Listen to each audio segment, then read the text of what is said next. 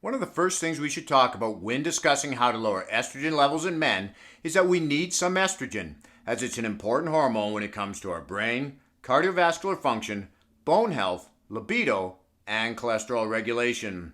So what we're really looking at here is having a proper hormone balance. While that could really include the entire endocrine system, we're going to focus on estrogen and its relationship to testosterone. We tend to think of these hormones as a male hormone and a female hormone because, of course, women have more estrogen and men have more testosterone. This is an important topic because when our hormones end up out of balance, with our estrogen elevating too high, it lowers our testosterone, not only affecting our ability to build muscle, but it can cause us to have increased belly fat and man boobs. Not a nice muscular chest like a man wants, but that soft, fatty tissue that looks great on a woman, but not so much on a man.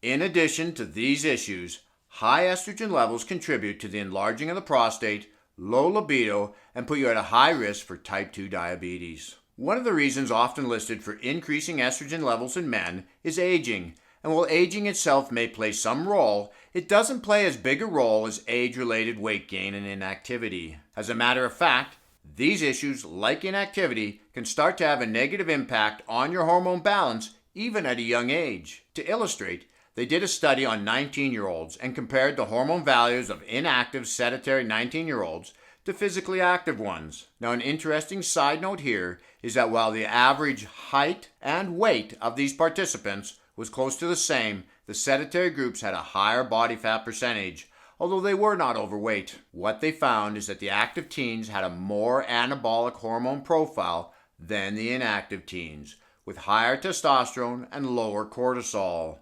So inactivity can have a negative impact on your hormone balance even at a young age. But the good news is we can get fit and build muscle at any age. A couple of videos ago, I mentioned a study where inactive overweight men with the average age of 49 were put on a 12-week lifestyle modification program.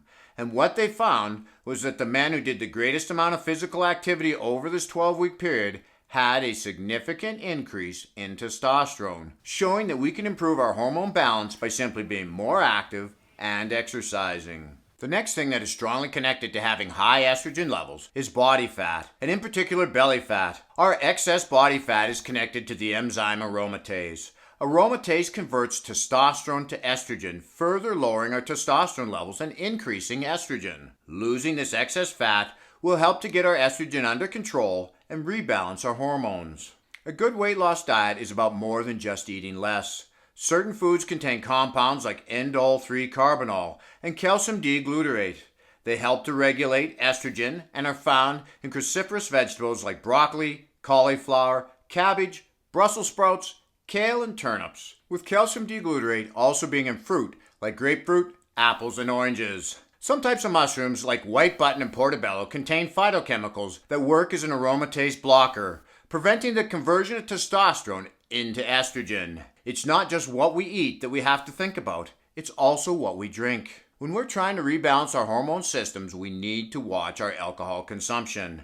Not only does alcohol contain empty calories, but it interferes with liver and kidney function, which affects our body's ability to regulate estrogen. So by eating a wide variety of good whole foods, including our veggies, we'll be able to keep working out while having fun. This is Lawrence from Fit and 50. We'll talk to you again in the next one.